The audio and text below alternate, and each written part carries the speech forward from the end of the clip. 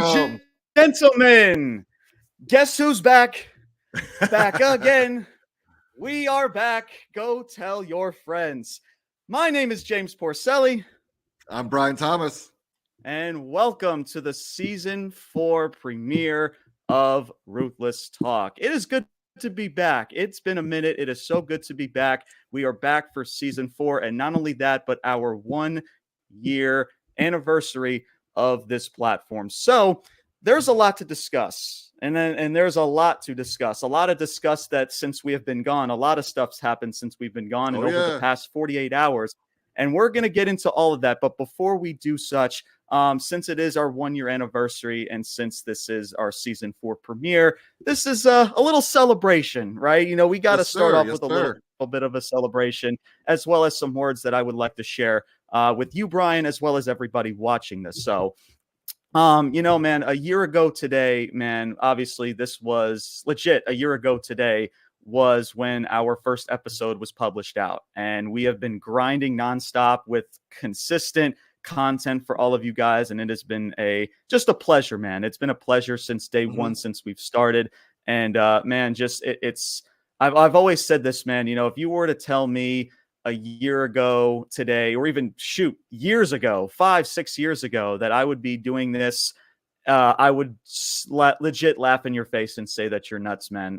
The one thing that I always known, or the only thing that I've always known in regards to just in life, and that was just baseball. That was it. I hated public speaking. I never wanted to public speak. I was the biggest introvert you can imagine. And it's just stuff like this is, you know, I never thought in my wildest imagination that I would ever be doing. But it's thanks to all of you guys that watch this and that hear our voice and hear our passion. And it drives us more of why we do what we do this. And of course, we just love professional wrestling as a whole. And it's just so great to see how far this platform has come.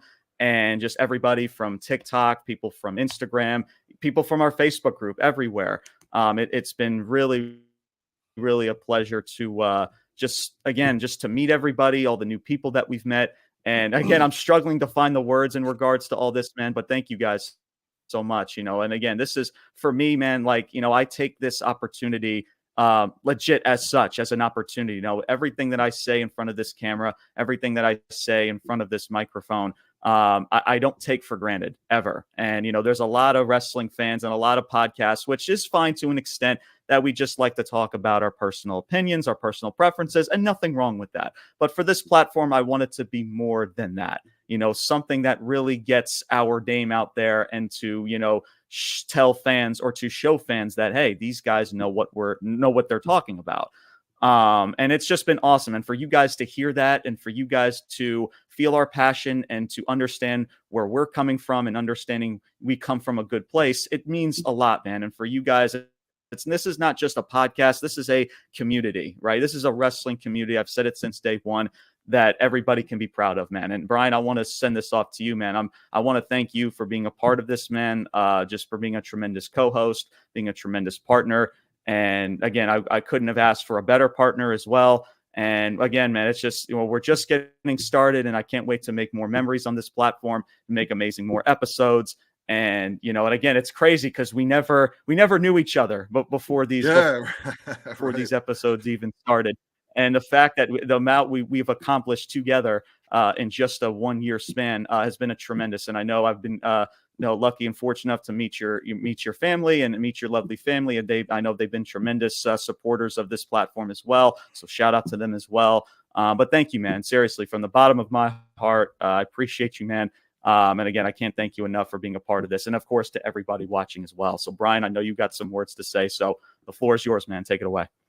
Yeah, man. Well, I mean, first, I reiterate everything you just said. And, you know, I appreciate the opportunity, you know, that you created this whole platform to begin with. And, I mean, yeah, dude, like we're in different generations, you know, of my life. So by no means is this a pipe dream for me, but like, you know, I enjoy this, man. I can legit remember, you know, back to being like 18, 19, 20, you know, things like that. And like having conversations with my grandmother, right? Of like, you know, just like I was now, I'm not in college, it's time to find a job. Like, what do you want to do? And really, like, one of my first and only passion, I mean, much like you, baseball, wrestling, sports in general, I mean, that's typical American boy, right? But dude, I can remember telling her, like, Right. like a job for me wouldn't even be like to be like a writer for WWE, right? Like, that would be freaking awesome. So, now, 20, 25 years past that, just to have an opportunity to do something like this. And dude, I mean, we've interviewed, wrestlers from New York to Atlanta to freaking Australia, dude. Like, never would I have thought, like, oh yeah, like, that's one day I'm actually going to do that, and you might not have heard of their names, but hopefully one day you will. And and still, that doesn't take away from the passion and the drive that they have, and the platform that we're trying to give them as well. So yeah, man, it's been fun, dude. It's really, I look forward to this year. I don't know when you're gonna start, with our media stuff, but new year, we got a our first sponsor, kicking in. So, things that we'll see, man. I don't know, but this is fun, and I thank you for the opportunity, and anybody who subscribed or listened or watched, and will continue to, man. I appreciate y'all. Yeah, no, very, very well said. Very, very well said. And yeah, stay tuned for that sponsor that is going to be coming up soon. So appreciate to those people, and that'll be in the, well, it's already been in the works, but stay tuned for that in the next couple of days. But yeah, man, just to close this out, because we will get to some wrestling. There is a lot to get to, especially over the past 48 hours. There's been a lot that's happened. And hey, what better way than freaking to get back into it? We got WrestleMania season coming up. AEW just came off of a really big pay-per-view to end 2023. But just to close this out, man, at least the cold open version of this review or this show. Just thank you to everybody. And I'm sure there's a lot of people that don't disagree, that agree or disagree with us, but still, the fact that you guys still tune in, and it's great, man. I'm honored, and I'm very blessed to have this opportunity. And again, Brian, I'm blessed to have you a part of this, man. And just getting started, bro. I've said it since day one. Sir. We want to change. We want to be a voice and just a platform on this community that just everybody can be proud of. And if you don't like that, well, in the words of DX, we got 2 words for you. Suck it. Okay. Before we move on, I gotta throw this out there, because damn the rest of the NFL. That's why 2024, we punching all of y'all in the mouth, baby. Fair. I love that. Hey, listen, I got no legs to stand on as a Jets fan, so that's so. Hey, maybe one year, bro. 1 year. I feel like that's every single year. That's what we say. Right. But hey, more power to you, brother. More power to you. Yeah, shout out to the Baltimore Ravens. I think they just blocked up the number one seed in the AFC. So we'll see. They got a big game against the Pittsburgh Steelers this Saturday. And speaking of this Saturday, your boys are going to be at AEW Collision. Yes, it's going to be definitely a tough game for sure. But we are going to be at AEW Collision in Charlotte, North Carolina, which is where we are from. We're going to be at the Bojangles Coliseum. So I'm sure we'll try to spew out some content on social media. So make sure you guys stay tuned for that. That's going to be a whole lot of fun. It's our first ever AEW event, pretty much, since AEW's pretty much first started. So, hopefully, fingers crossed, Tony Khan and AEW has a good show. House of Black and FTR. Yeah, absolutely. That's going to deliver. Yeah. Oh, I'm sure. Absolutely. Of course. I mean, FTR's, Charlotte, North Carolina as a whole is known as FTR country, so I'm sure they're going to get a nice little reception from everybody in attendance. So, but it'll be good, man. So make sure you guys stay tuned on our social medias for that type of content when we do code to AEW Collision this Saturday. So first into AEW Worlds End, and specifically was the main event, which was MJF versus Samoa Joe. Of course, also AEW Dynamite was last night. Not a whole much really happened on Dynamite. You had the whole devil stuff with, of course, everybody knows by now that person is Adam Cole, that we've kind of called out, and it should have been from the beginning. We've spoken about that many times in season 3, the couple months ago. But he revealed himself. He started off the show, which honestly was the right call. Either you have them start the show off on Dynamite or they close out the show. There was no in between there. But specifically the main event, man. In in MJF's words, the most magical place on earth, Long Island, New York. Had to throw that in there because your boy's also from Long Island. I'm sorry. Yes, sir. But MJF and Samoa Joe, man. So Samoa Joe wins the AEW World Title. He dethroned MJF. And then the devil was revealed. There was a lot of controversy whether the devil was going to be revealed or not. Well, he damn was freaking revealed, and it ended up being Adam Cole. Just everything about it was well done. And I understand, Brian, there's also people, they're going to say, oh, well, we saw it coming. It wasn't shocking. Guys, like, do me a favor. Just stop. Just shut up, please. Because here's why, Brian. Like, I get it to an extent, right? There's the shock factor, right? You need that in wrestling. I get it. But everything that was done with that entire devil reveal was done very well because A, it was the right person, and B, everything was just laid out beautifully. And the match itself was decent. It was a decent matchup. The ending of it was very just abrupt. It ended very just quickly, which was very odd. But outside of that, man, no complaints about the match. Samoa Joe winning is the right call. Because again, Samoa Joe cannot afford to lose twice to MJF. It would have done much harm to Samoa Joe. Samoa Joe can take that title and he can be a dominant champion. I mean, to lose to MJF that has a bad neck, a bad knee, a bad shoulder, and with the devil breathing down his neck, it wouldn't have made any sense, guys. Samoa Joe winning. And again, Adam Cole and MJF, whenever Adam Cole does come back from this injury, because that's the whole question in all of this, and that could be a big blunder moving forward into this feud. But it doesn't even need the title at all. Especially, and I think honestly, Brian, like with Tony Khan, it's like, okay, why don't I give this title to Samoa Joe? Because the last thing that I want in my world title picture, main event title picture, is to have two guys. One is hurt, he can't compete, and the other one is not even fully under contract yet. And we'll get into more of MJF's contract in a little bit. But yeah, MJF is going to obviously now be out for quite some time now because of his contract, and obviously I guess maybe playing the story. It wouldn't shock me honestly if MJF hasn't already signed us something on the dotted line with AEW at this point now. But we'll see in regards to that. But Samoa Joe winning was the right call. The main event was solid. Again, the finish of it was interesting. But yeah, now we can kick this thing into high gear. And it's honestly, Brian, outside of maybe Swerve and Edge and Christian and what they're doing, it's honestly the only thing that's keeping AEW afloat right now. And we'll see where they take it in regards to that. So, Brian, I'll let you have the floor, man. Your thoughts about Samoa Joe winning the title and Adam Cole being revealed as the devil, man. I got to start with Samoa Joe on this one, man.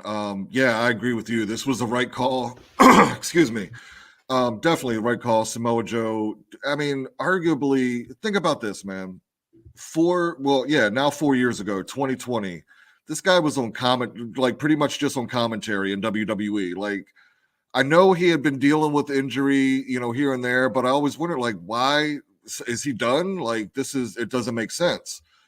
And because you think, like, this guy's got a lot left, right? Mm-hmm. And dude, this might be, it's up there with some of the best stuff he's ever done. Granted, I wasn't really watching when, he came up in Ring of Honor and kind of established himself there. But Samoa Joe is a top dude, man, in all of wrestling. So yeah, I think that was the right call. I even liked, the ending while, he didn't pin MJF. MJF didn't quit. He just passed out. So there's still, whenever MJF does come back, there's still a story to be told there. Adam Cole, yeah, whether we saw that coming or not, that was the right guy. Like that's who it had to be, man. And they did it, pretty damn good throughout. I would imagine Cole's got to be fairly close to returning. I mean, I wouldn't imagine they would reveal him and he's still going to be out like 3, 4, 5 months or anything. I think all that stuff was good.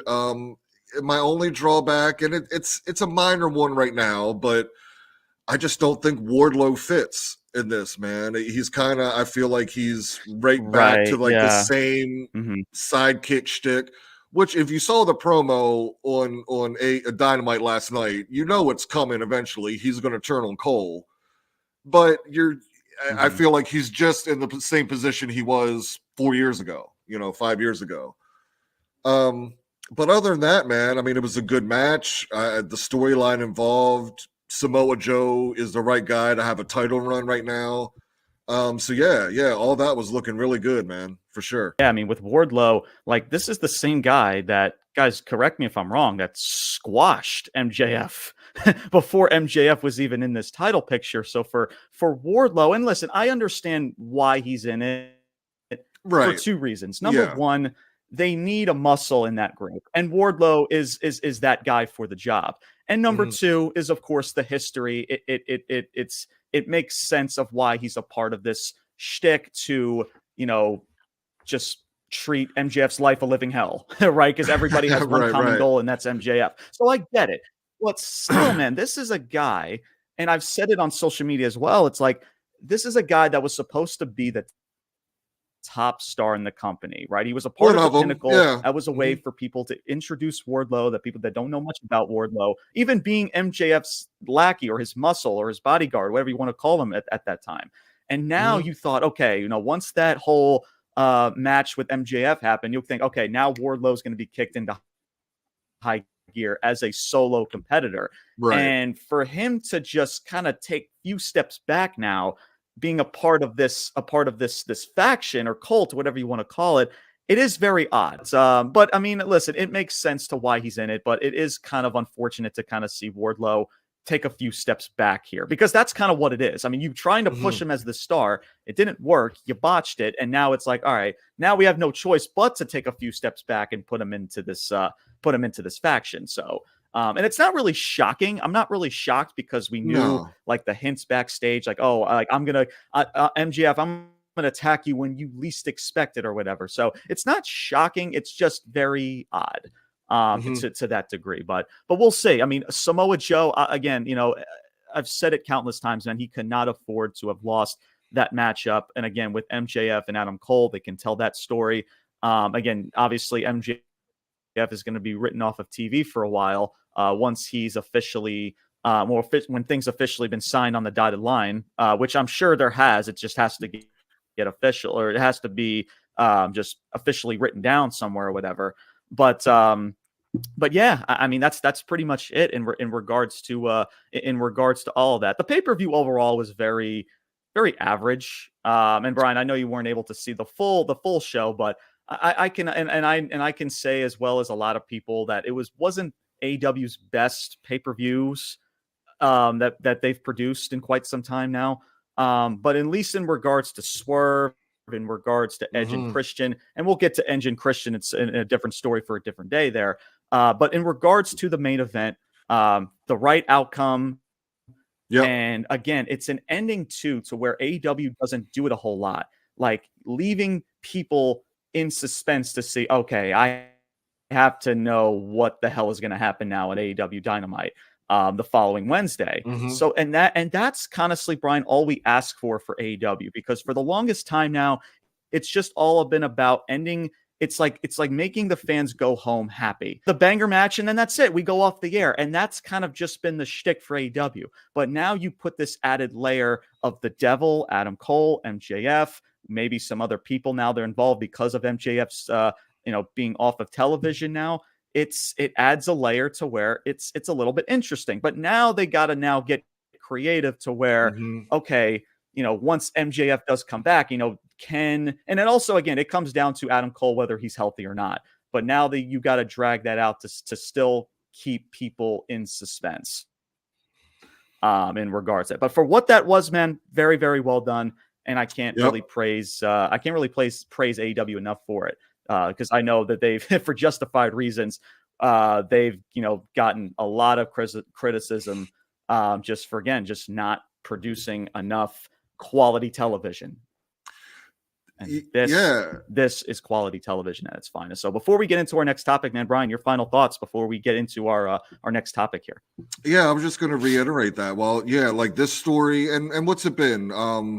Crap, I don't even know. 4 months, 6 months, a long-term story. And they've done it pretty well, right? Yeah. And seriously, as I get it. Everybody wants to have a great match, and you should, like, that is, there are what, like 3-4 core parts to wrestling. Your in-ring ability is one of them. As a wrestling fan, like, I know I'm in a different generation, but I find it hard to believe that, like, there's 2 reasons I tuned in to Dynamite this Wednesday. One, to hear from Adam Cole, right, to explain why he did what he did, and Christian and the story he's telling. That's it. Those 2 things. Why? Because they're stories. You're invested in it. Like, I think of a team like FTR who we're going to see, and I can't wait to see them live. I've never seen them live. I want to see these dudes live, right? And I love them, but they're not in any story, right? I can just go on YouTube and pull up their feud with the Briscoes and watch that and get a banger match and a great story, right? So hopefully in 2024, we see AEW do a bit more of this because they can do it pretty well. There's 2 stories right there as an example and granted, it takes the right wrestlers to do it, but they're doing it, those 2 pretty good right now. So yeah, man, I hope we see more of that. But we'll see. But again, but for what that was this past Saturday, it was very, very well done, and just hopefully things just don't go off the freaking rails, because that's something that AEW and Tony Khan, booking wise, just has a really bad history of. But we'll see. Fingers crossed. But for what that was this past Saturday, it was very, very well done. So, But let us dive into our next topic, and that is the topic that over the past 48 hours, or more than that, I should say, 72 hours, that's got the wrestling world talking, and that is in the land of WWE, and that is The Rock returning, or excuse me, not even The Rock, Jinder Mahal. Come on, man. Jinder Mahal returning to WWE. Goosebumps, Brian. Come on, bro. Freaking Jinder Mahal, man. Freaking, I loved it. I mean, Jinder Mahal, bro. Like, what's better than Jinder Mahal coming back to WWE, man? Like, as former WWE champion, Jinder Mahal, like, dude, instant goosebumps, bro. And then, you had The Rock too, which was pretty cool, I guess. So anyway, all kidding aside. But yeah, The Rock comes back, interrupts Jinder Mahal in a really just, listen, The Rock just doing what he just does best, man, and that is just have the fans at the edge of his fingertips, man. I mean, he comes out, the crowd goes freaking ape shit, and it was like a typical type of Rock Samantha type of segment, Irvin similar to what he just did with Austin Theory not too long ago. Irving, she's freaking great. We've spoken about her many times. But yes, Samantha Irving's going nuts. Everybody's going nuts. The Rock is just tremendous, talking about Baywatch. Like, you didn't see Baywatch? And it's like, no, it doesn't matter if you watch Baywatch or whatever the fuck, right? And then what else, man? Oh, he's got the crowd chanting like day one, and then this side of the crowd chanting douchebag. Right, and that's and I know I think he tried to do that last time, The Rock, or something similar with Austin Theory, but freaking Fox freaking blurted out, and I think because it was in the 3rd hour, the USA Network likes to, like, kind of what's the word I'm looking for, kind of allow certain words onto the network because it's in the 3rd hour, so they were allowed that in the 3rd hour. So, and I think because of that, it was in the 2nd hour or around in the 1st hour of SmackDown, is kind of why things were blurred out and things were not in that regard. But still, man, but it was afterwards, towards the end of the segments, where it's got people talking. So The Rock and Jinder come to blows. Obviously, Jinder gets his freaking ass whooped after the matchup, and then The Rock says, you know what, I'm getting hungry, San Diego. Getting very, very hungry. Should I go to a restaurant? Should I go sit at a booth? No? Okay, should I go and sit at the bar? Yeah, The Rock likes the bar. I like that. Or should The Rock sit at the head of the table? What else does there need to be said, man? Freaking, right? I knew it was going to happen too, bro. I knew it was going to. I'm like, is he going to say head of the table? And as soon as he said head of the table, I'm like, oh shit. It's freaking happening, bro. And then that's when The Rock finishes off, says like, yep, that's when I thought. And he does this shtick, epic freaking mic drop, and he walks off. So now there's a lot of questions and good questions, honestly. So The Rock is back. It's WrestleMania season. And the first thing that comes to mind is you think Rock, Roman at WrestleMania. You think it's evident now. But now there's also talks about Elimination Chamber. You know, Elimination Chamber this year is going to be in Australia. It's a big overseas event. You know, I know Australia is pushing for it. So there's talks about that. There's also talks about, you know, what does this do for Cody Rhodes? You know, for the longest time now, we've been thinking that Cody Rhodes was going to be the guy facing Roman, and it still could be the case because now the talks are in regards to, Rock is going to face Roman at Elimination Chamber, and then Cody is going to get his finishing the story whatever done against Roman at Mania. And honestly, man, I'm gonna save this because Brian, I'll send this off to you. Even though it's a lot of good questions, but man, I'm gonna just say this because I got more to say later on. Rock and Roman needs to be at Mania at this point. The Band-Aid's been pulled off. Like The Rock is back. He made his statement clear. You have to have this match at WrestleMania. And listen, I get it. We all like Cody, but here's the thing, Brian, and I'll say this one, and I'll send this off to you. I get it. He has to finish the story. We all like Cody. We want Cody to finish the story. But guys, let's be honest with you, man. This story should have ended a year ago. It's done.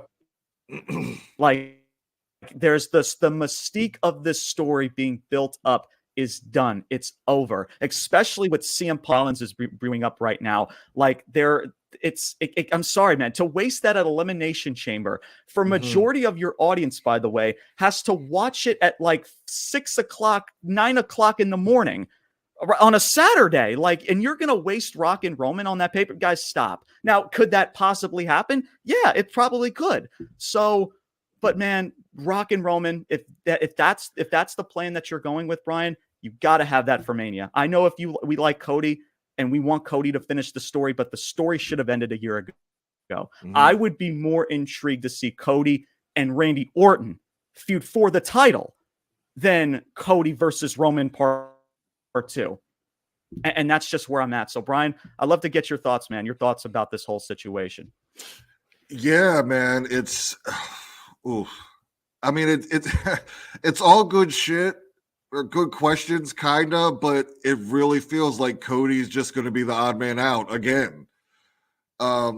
Because, yeah, look, this is the Rock and Roman.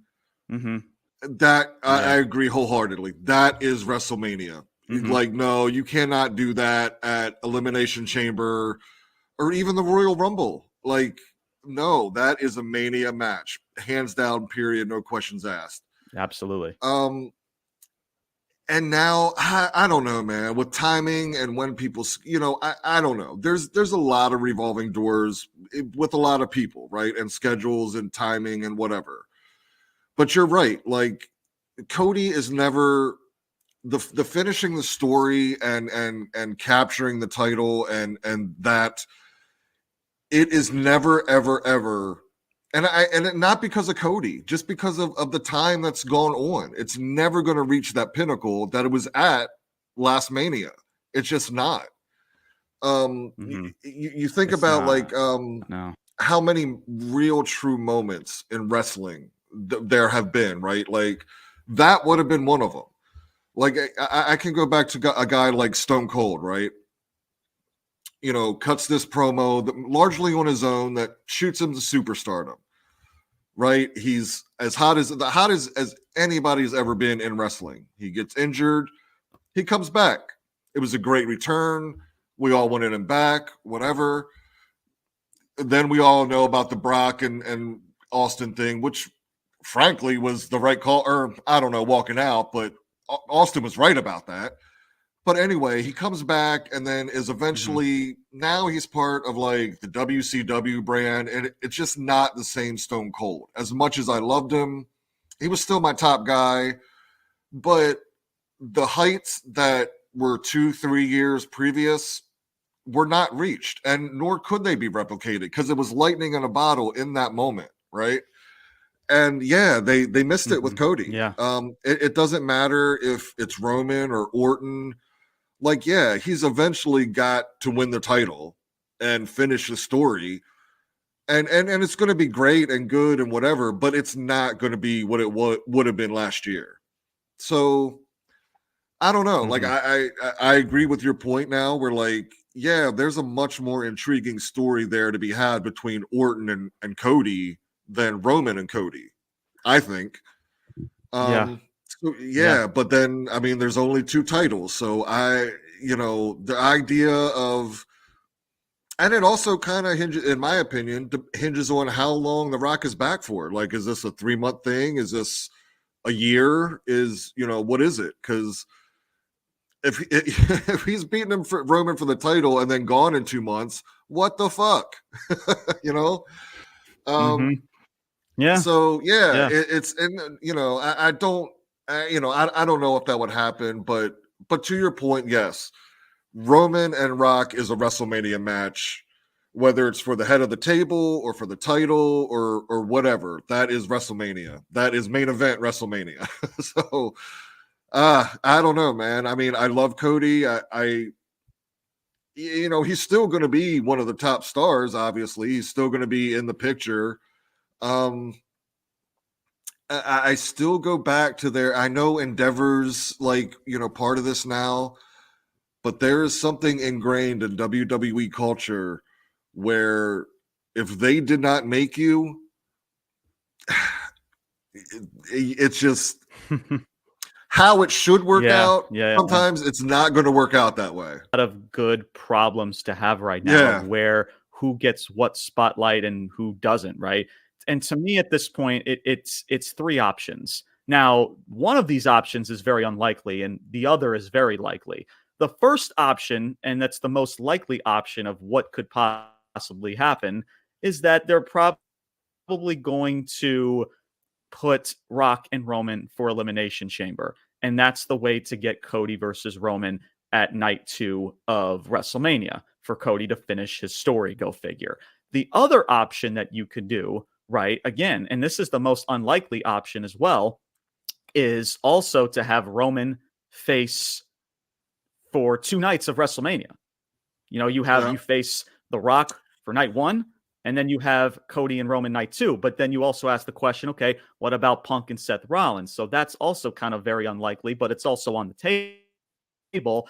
But then there's the third option. And the third option, and honestly, Brian, and I understand, if you were to tell me to make this decision a couple weeks ago, I would have said you're crazy. But now that The Rock is involved, it kind of just makes more sense now. If they were to have Orton take the title from Roman because of maybe The Rock or whatever The Rock is involved in that certain match, and you have Cody and Orton for the title, and then you have Roman and Rock in a non-title feud, because again, guys, I always talk about feuds being bigger than the title.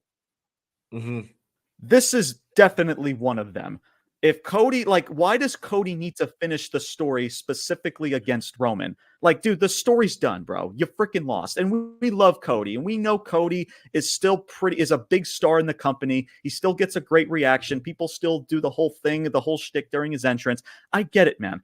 But for this entirety of 2023, guys, what has he done? It's been struggle and adversity. That's what we've been told. His struggle and adversity was beating Brock a couple times that had no feud whatsoever. And I talked about this as well when I was giving out end of the year awards on our social medias. Cody Rhodes wrestled in over 90 matches this year. 60 of them was against the Judgment Day nonsensically. Yeah, all of that suspense for Cody to face Roman again, because if you're going to do this, Brian, again, starting now, you have to make that story feel special, because if it's just Cody finishing the story shtick, that's not going to cut it anymore, because there's bigger things like The Rock, CM Punk, and everything else that is bigger than the story from Cody Rhodes, because the story should have been done with by now. He should have won it at Mania, which is why me and you and a lot of other people said he should have won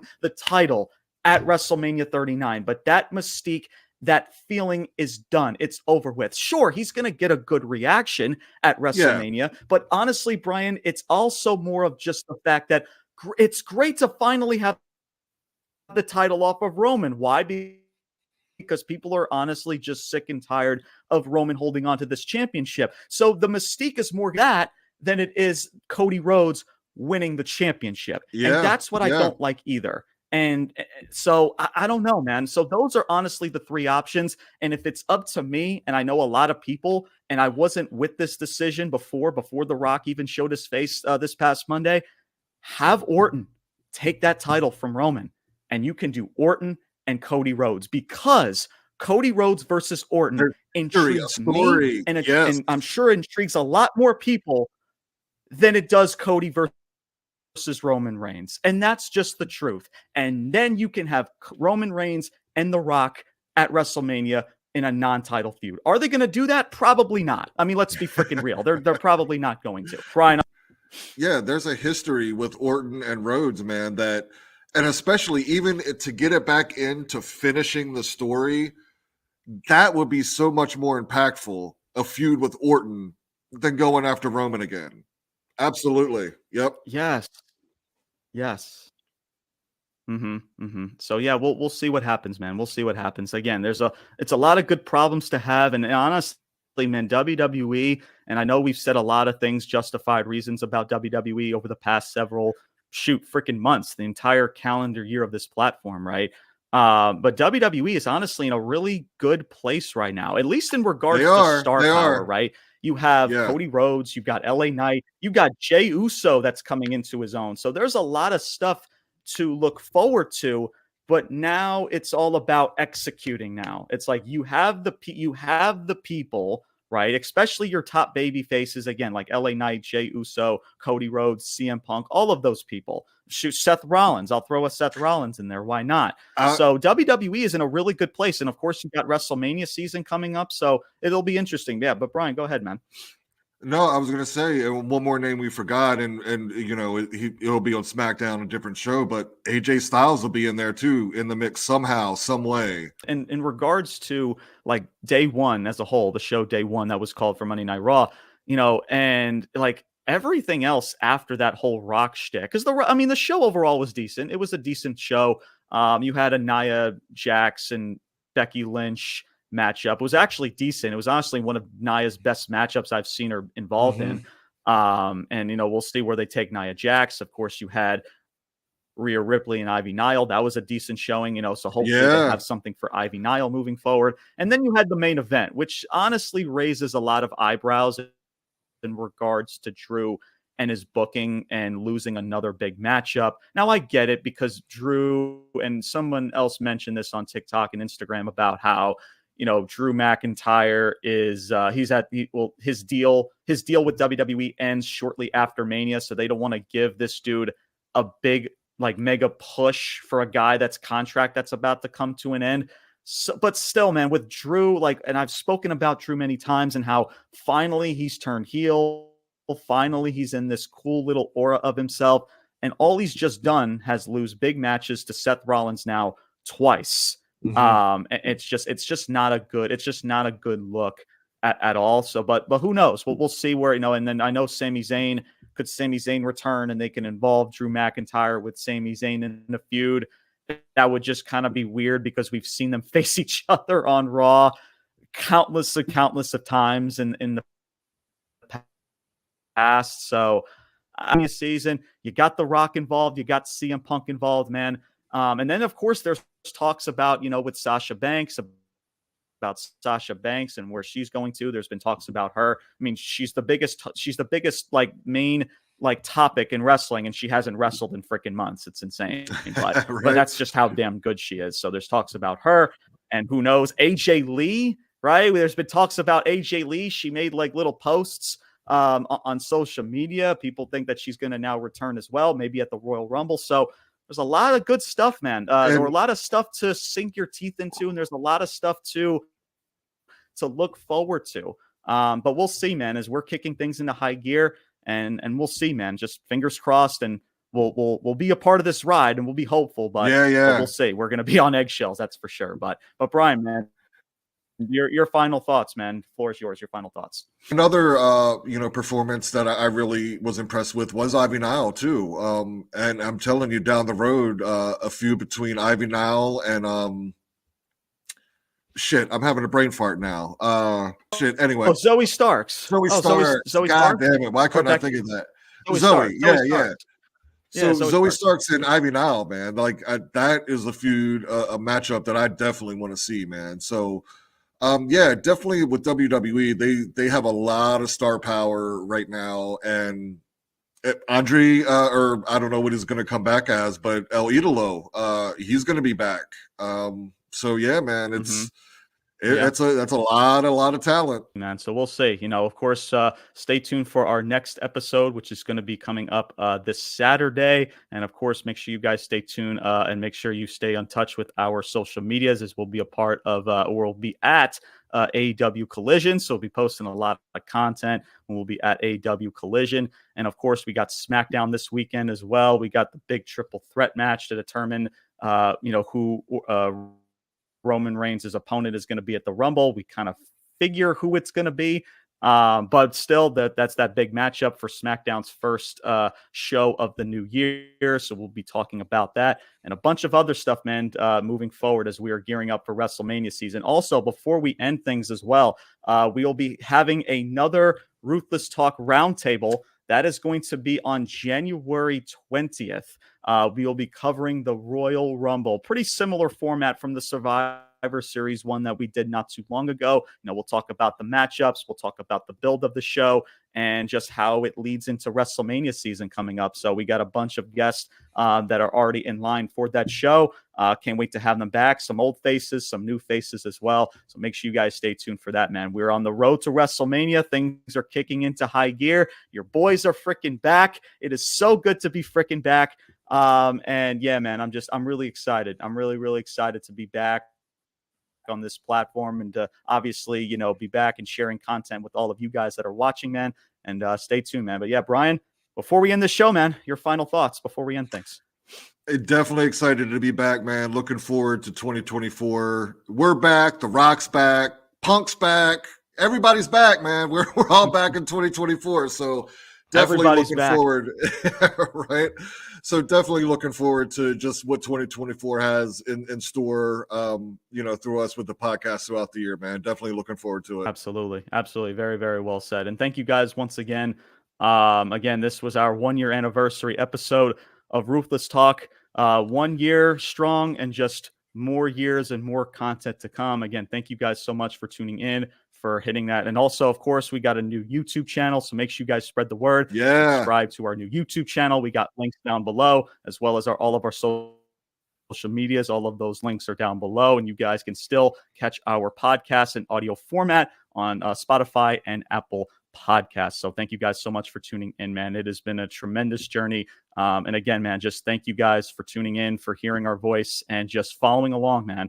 And again, this is a platform that, we want wrestling fans and everybody just everywhere to be proud of. And again, Brian, I want to thank you. I want to thank everybody tuning in. And again, man, this is something that I'm very passionate about.